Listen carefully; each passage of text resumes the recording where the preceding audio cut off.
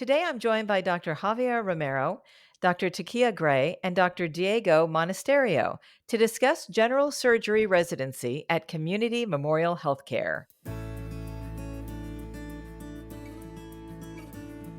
Welcome to Wise and Well, presented by Community Memorial Healthcare.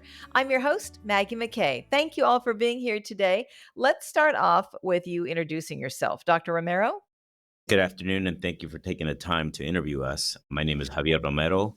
I'm the program director for the Community Memorial General Surgery Program in beautiful Ventura, California. I have a background in trauma and critical care and general surgery. Thank you. Dr. Gray? Hey, again, thank you so much for having us. Really appreciate that. I'm Takia Gray. I'm a PGY2 here at Community Memorial General Surgery. And Dr. Monasterio? My name's Diego Monasterio. I'm a fourth year general surgery resident, originally from Puerto Rico, and I'm here pursuing my general surgery residency, and then I'm applying for vascular surgery as we speak.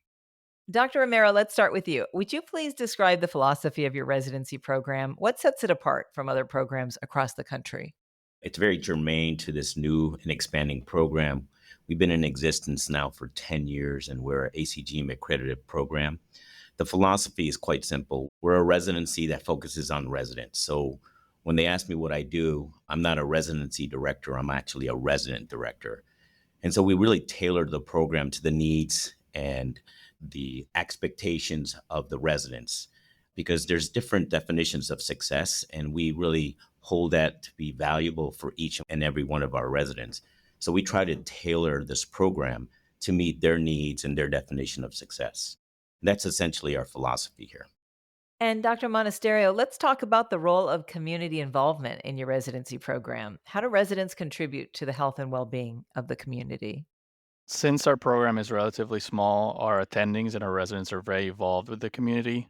We're actually working on a research project where we're creating customized videos for consents for people based on the exact procedure that they're getting.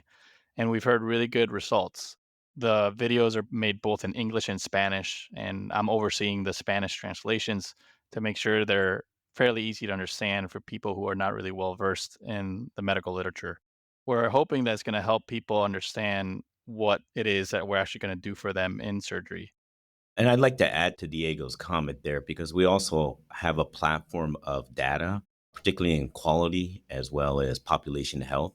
And we encourage the residents to look at that data and say to themselves, how can we better serve the community with quality or with community outreach?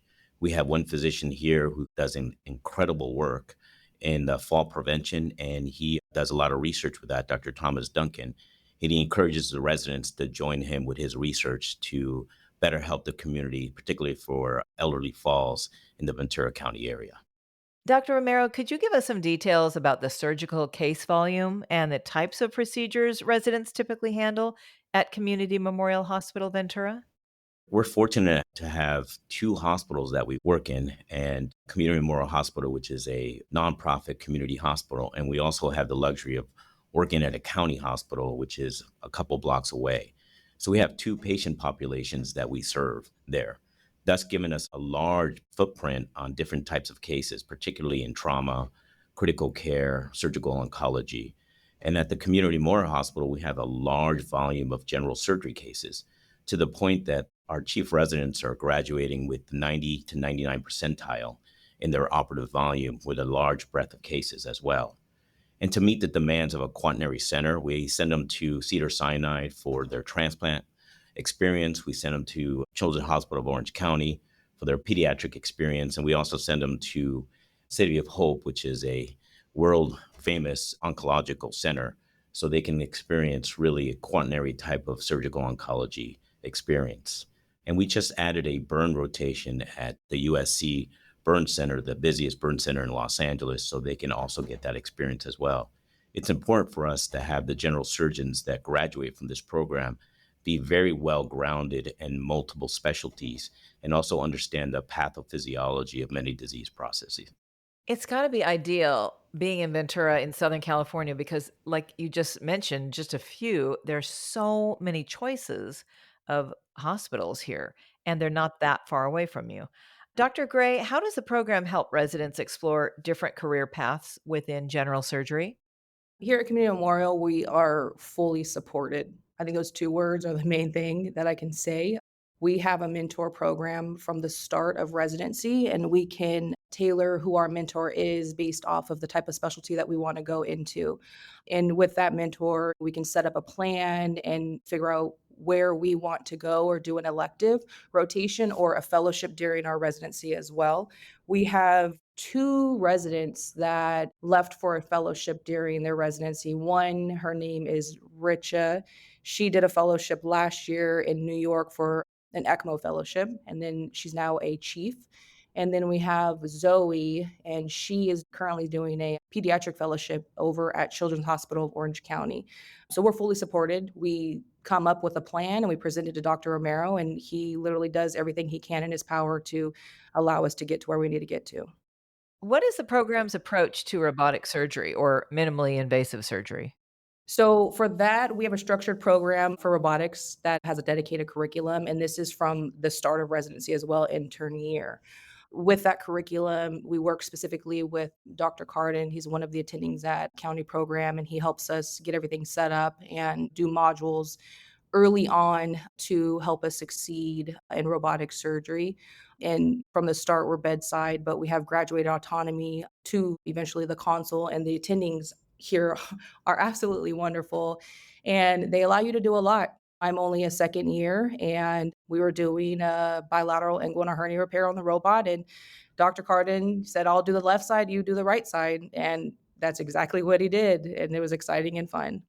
Dr. Monasterio, let's talk about the different rotations offered to general surgery residents. Where do residents go for rotations in trauma, pediatric surgery, and transplant? Dr. Romero kind of alluded to this prior, but we spend the majority of our time at Community Memorial Hospital doing our bread and butter general surgery, minimally invasive, and also a large breadth of vascular surgery. We have 8 vascular attendings here, so we do operate a lot with them. For our trauma, we spend about 30% of our time across the street at Ventura County Medical Center, where we get all of our trauma exposure. And now for our elective rotations, on our second year, we will go to Children's Hospital of Orange County. We'll be there for 2 months. Third year, we go to Cedar Sinai for transplant. That'll be 1 month. And then fourth year will be our final away rotation with City of Hope. We'll be with them for 1 month for our surgical oncology. Dr. Romero also was gracious enough in having us get a burn ICU rotation at USC, which is just starting this year. So we'll Mhm. see how that goes, but we're really excited for it. Dr. Gray, what advice would you give to medical students who are interested in applying to your program? Well, if you're interested in a community driven program, as well as a family focused program, a diverse program, here is the best place for you. And if you want to operate and spend lots of hours in the OR, this is a place for you. Because we're a diverse program, we're able to experience each other's different cultural backgrounds, and it allows us to grow together and understand those different cultures and not just like help us grow together as residents, but it allows us to understand our patients a lot better, and to, be able to understand their thought process as well as why they make the decisions that they make. At Ventura, LA, the whole Southern California is such a melting pot, and to have different cultures working there has gotta be a benefit to the patients. And not just being in the hospital, but outside and going to the beach and going surfing. That's great as well. Dr. Monasterio, did you wanna add anything to that? To add to Kia's point, I think if you like a smaller town vibe, but still want to be close enough to the city to explore what LA has to offer, this is a great place for you. We are we're called a very food driven program. We go to LA a lot as a group. We're very close with each other and we aren't only just coworkers, we're friends outside of work. Dr. Gray, how does the program support work-life balance for residents?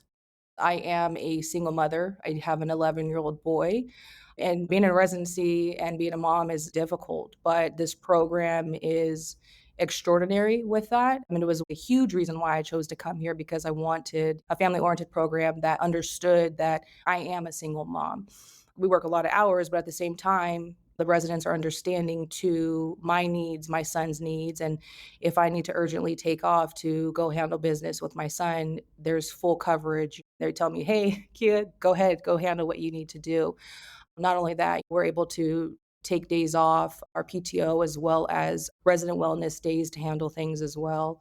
The work-life balance is phenomenal. I don't have anything to complain about. Yes, I'm at the hospital and I freaking love it, but at the same time, I have enough time to be at home with my son and do what I need to do with him. How ideal is that? Because that's not the case at most places, you know? It's definitely not, and I was at another program prior to coming here. I did a preliminary year somewhere else, and that was a little bit tougher for me and my son, but here it's a whole different story, and just the other day, my son needed to go to basketball practice, and I had a case to go to, and one of the residents was like, "Hey, I got you. I'll go take your son to, basketball practice," and he dropped him off. He missed the bus one day, and I texted in our group chat, "Hey, who can take" my son's name Caleb, "Who can take him to school?" And sure enough, 3 of them replied, "I got you. Let me know when and where. Send me your address," and he got to school. That's amazing. I love that. Well, thank you all for being here today and sharing your insight. This has been really interesting and a lot of fun. Yeah, it was a great time. Thank you for having us. Again, that's Dr. Romero, Dr. Gray, and Dr. Monasterio. To find out more, please visit mycmh.org/general-surgery, mycmh.org/general-surgery. And if you found this podcast helpful, please share it on your social channels and check out our entire podcast library for topics of interest to you. I'm Maggie McKay. Thanks for listening to Wise and Well, presented by Community Memorial Healthcare.